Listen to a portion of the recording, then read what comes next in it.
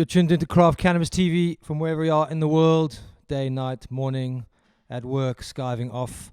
We're here talking about cannabis from an African perspective, and I'm very happy and honored and grateful to have Mr. Metaphysics, Herbert Schwamborn, in the studio with us. Herbert and I go back a long way from our Johannesburg days, and is now with a big group in Germany, been living a long time. Before we talk about cannabis, let's just talk about what you're doing in Germany, representing Africa and Zimbabwe, which is where you're originally from. Let's talk a bit about what you're doing musically in Germany.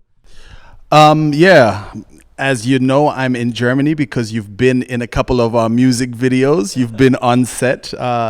Trenton has actually visited me in Germany, so he definitely knows that I've been active in the music business in Germany for over 25 years now. We're celebrating our 25th anniversary. You're like an OG there now. I'm like an old Bali. I'm an old Topi. But yeah, loving it, loving the opportunities that it's opened for me as an artist, the opportunities to travel, the opportunities to learn. And as I mature, like you, we come from the same background, we're now looking to explore our talents and our avenues in new fields. And I think that's probably what we're going to be talking about. Yeah, just also to give context, you know, you're playing massive shows in Germany, you know, thousands and thousands of people, stadiums. You've really done it all, and I think sometimes there are unsung heroes from Africa doing stuff overseas that we don't often hear about, especially in the German market, where we don't necessarily get a lot of music from there into this territory. But I mean, you've done some amazing stuff. You've been playing big shows. Yeah? Yeah, we've played, like I said, it's the 25th anniversary, and from the inception of the band, it's done remarkably well.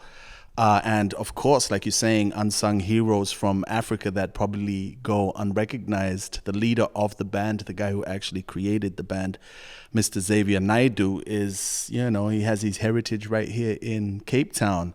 So it's a crazy dynamic, and hopefully YouTube and, you know, just independent media starts to just expose us a little bit more around the world. But like I said, 25 years later, it's not about that anymore. So it's now about cannabis.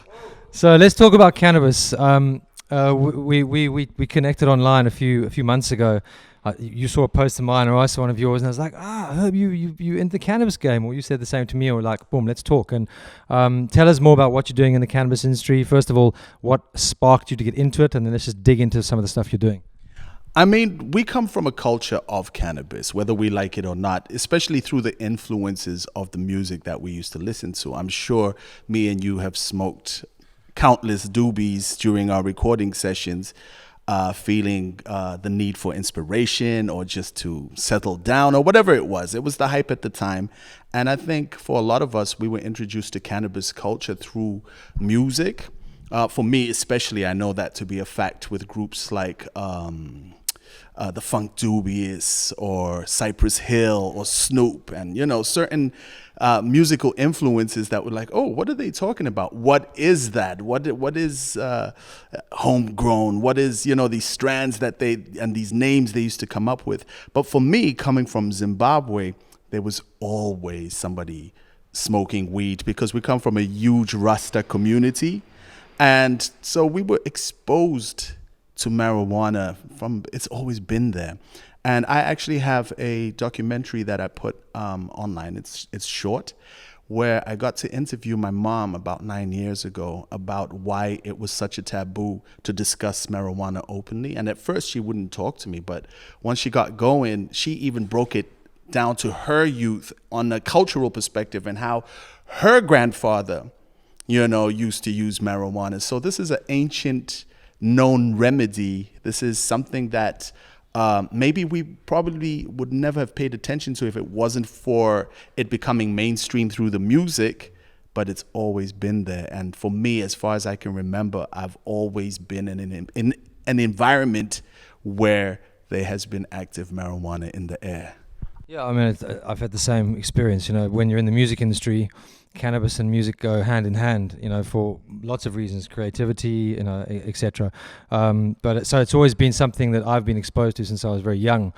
But a part of my life that through parts of my life I've had to keep totally separate because of the stigma attached to that. So there's always been those lines that have had to be drawn and towed, and it's exciting now that doesn't have to be the case. Just because you partake in marijuana or cannabis doesn't mean that you're a stoner and useless and sit on the couch all day. Those are some of the stigmas that have plagued our world for many years. You think that's changing quickly enough? I don't think it needs to change quickly enough. I think it's in the process of its nature. It's a natural healing medicine that needs to create its identity. And right now it's at a stage of figuring itself out. The plant is going through metamorphosis right now. There's new strains that probably didn't exist. And the plant is developing itself. It's finding its own way. It's like a majestic vine that is creeping through all this bureaucracy, all this, and I think that is a process, a natural process that only time will remedy. So I'm not in a rush. I've never been in a rush to say, okay, let's legalize it now. Only in the case of those who may have been arrested or who aren't sitting incarcerated in prisons right now because of something that we know as not being so. It's not a violent drug. It's not. I don't even classify it a drug. It's a herb. In that case, I'd say, let the people free. Let them out. That I'd be in a hurry for that. But for marijuana to become mainstream, there's no need. Let it find its process. It's finding its wings. It's rediscovering itself as a plant. And I think that's going to take time for it to, fully settle back into our consciousness, into our mindset. Yeah, I love that perspective. Actually, it's a very fresh perspective on it's actually just doing its own thing, because that's what it is. It's nature. It's an organic process that happens whether we control it or not. And there's so many different elements to it. We can't over control it because it's just going to happen. Exactly, and that's why I registered a company in Zimbabwe called Natural Mystic, because it's mystical and it's natural. So Natural Mystic Inc. is probably the first independent marijuana registered company in the books in Zimbabwe. So you're on the radar. I'm on the radar, and honestly, since I've always been an advocate, and since the documentary came out with my mom speaking openly, and I had a couple of celebrities in the documentary, including Capleton, and I kind of got recognized as the marijuana guy, even though I'm not big on smoking recreational cannabis. I'm not in our younger days, yes, but as I grow older, I use it as medicine. I use it for meditation. I'm not a social smoker, but I am an advocate for the purpose of this plant. I've been ordained by the nature of this plant to be one of its representatives. So, tell us a bit about Zimbabwe and where things are at legislative-wise, the opinion on it. Where are things at in that territory at the moment? I just feel sorry for a country like Zimbabwe, because you fight for something that you call independence. My cousin who I actually interview in my documentary, is in the military. And he explained to me how all the kids, because there's a lot of young people in the military, use marijuana to relax. It's part of mainstream society in Zimbabwe, but because the laws say it's illegal, and these laws are archaic, and we're just holding on to archaic laws that don't benefit the people. We know that all the way up in government, we have our smokers. It's not even a question. Part of the culture across everything. Exactly. And I think for a country like Zimbabwe that has the opportunity to be truly independent, and this was my argument before marijuana talk even became mainstream, was like, look, if you want to define your independence, wouldn't that be one of the first things that you would do, even if it's just to piss off the Western world? Because why do we keep trying to please, whether it's the United States, whether it's the UK? Why don't we just rewrite the laws the way we see beneficial? That was kind of my rebellion in the beginning. And now that, like when I started with this rebellion, the states hadn't even fully gone through its process. And now it's like, you see what I was telling you? The same people that you're trying to impress, look at what they're doing. The same people that you're, trying to show that you're a model African state, they've gone and legalized. And at the time, at the time it was just like Miami at the time when you could get your medicinal card. But now it's almost the whole of America. And yet we still stagnant. We still don't know where to position ourselves. Yet we've been using marijuana forever. And growing it on a very successful mass scale. So it's still illegal in Zimbabwe. What is the actual status? Well, if you have a lot of money, you can get yourself a license. I heard that the first license that was given to by the government to the government to grow in prisons. Is that correct? That is 100% correct. So they're using prison inmates.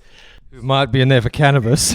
Hopefully, so they got some skills. Of course, exactly. And they're using poor inmates to grow the cannabis.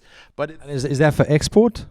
Right now, they're still trying to figure out what to do and how to participate in this movement. I think Zimbabwe, if you think Cape Town is behind, or if you think South Africa is behind, Zimbabwe's still in the dark in terms of what and how to take this industry forward.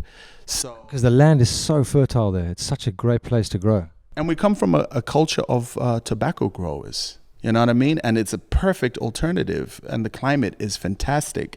And I think we're still trying to find our feet, and I'm up there in the front line. Unfortunately, right now, it's all about the money. If you can raise the capital, if you can bring interested investors, and Zimbabwe's going through a economic crisis. So for them, they prioritize the financial aspects of the industry first.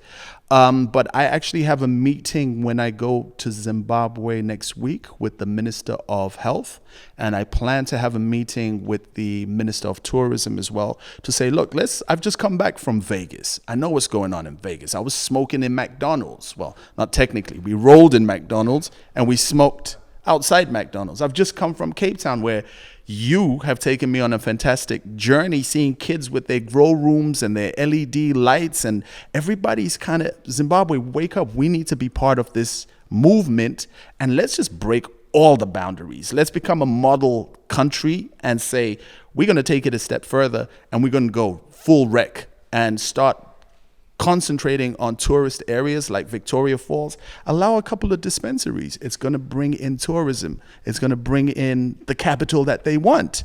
And, for me with Natural Mystic, it's not only about the marijuana. Let's also explore other alternative medicines. Let's also explore medicinal herbs of various sorts. And I think cannabis is just that opening, that conscious opening to say, this is what we're doing. But for me, at the end, it's not even just about the cannabis. It's all the other medicinal herbs that are out there. And I think cannabis is going to open the channels for us to actually become conscious to going back to natural healing practices, whether it's conscious, whether it's the way we communicate, whether it's just being mindful, or whether it's through the plants. So, yeah, that's the move. I think that is a concern that I hear voiced continuously from South Africa and people I meet in other African countries is, this stuff is happening now internationally on a massive level, and we really need to compete. We need to move things a bit faster in terms of legislation, because we do have an incredible climate in many different African countries, and the growing it and exporting it to Europe and places where they grow indoors, which is a much more expensive process. We should be using our resources and using them now. I mean, I find it ironic that Cookies has just opened their third dispensary in the U.S. and Cookies, which is named after Girl Scout cookies, is Durban. 70% Durban poison. So we just buying back our own seeds. How ridiculous is that? Well, it's the same sort of colonial situation where we export our raw materials and we pay 5 times back to get them made into produced products. Right, exactly that. And I think we There is definitely a shift. There is a conscious shift going on. We know that marijuana, we know the history of why marijuana was taken out of the system in the first place, you know, the cotton industry and certain industries that were being affected by this miraculous plant that not only is medicinal, but you can make rope from hemp. You can, you know, it's multifaceted. And of course, it's a disruptor. If you right now, we can consider marijuana a disruptor to a lot of industries, and they're shaking in their boots, but they're not stupid. They're gearing themselves to be leaders of. They're trying to figure out how to package it, how to control the market. Because how cool is a plant that you can grow on your balcony and get relaxed? Ultimately, capitalism will prevail. So the guys who are, you know, doing, you know, the sort of petrol industry and oil industry, you know, they've got an eye on, everyone's got an eye on it, which is good because ultimately it's a good thing. I mean, look at our new school capitalists. We have people like Elon Musk who will light up a doobie in front of you and go, And then his share price will drop for a minute, and then it'll just bounce right back. So we come from an era, we are in an era right now where the hipsters are the new corporates, and the hipsters know what marijuana is, and they are going to make decisive decisions in the long run. It's people like you and me at a certain age group who are open enough to talk about cannabis, to share this event, and I think we will channel and make the changes that are necessary, our generation, for the generations to come. Let's talk quickly about the German industry. I don't know much about it. I know that there were CBD shops popping up all over the place. They kept getting raided. And then I heard they've banned CBD there. Is that the case? Again, I think it's Big Pharma trying to figure out how can we control this, because it is right now. But they have banned it, yeah? Well, just before I left, I bought some CBD chewing gum. So Germany is a tough cookie because we have serious pharmaceutical industries. Monsanto and such are German-based companies, you know what I mean? But our neighbors like Switzerland, for example, CBD products are everywhere. Austria is opening up. They even have vending machines. And we got our neighbors in Spain where there's already a serious cannabis culture. I just know that Germans are very technical about how they want to structure things, and definitely protect their finances and their interests as, you know, the major capital for finance in Europe. So it's a bit tricky in Germany, but once the gates open, trust me, Germany will be one of the major players in the industry, for Europe especially.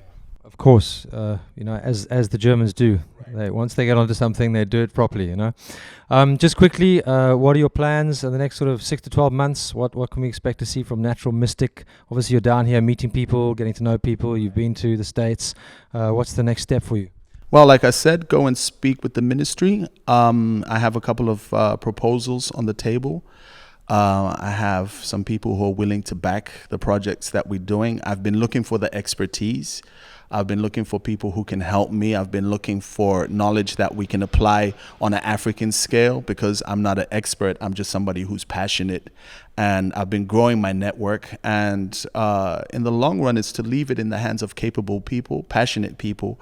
But for me right now, it's about just breaking those stigmas, about opening these channels, going to confront the ministry, because, you know, it's expected of me. It's going to be like, oh, the Rastas are here again, or whatever it is. And I have that capacity to engage with them, because I'm not only involved in the marijuana industry. I've been actually doing a lot of financing and capital for the mining industry, water purification. So I know how to navigate within those channels. And the language to use. Exactly. Ching, ching, ching, ching. Unfortunately, but I don't really have a 5 to 10 year plan. It all depends on how much we can open the channels right now. And from there, will I be able to say, okay, this is something we fully want to pursue. This is something that needs to be done. And I'm in the process right now of defining that movement.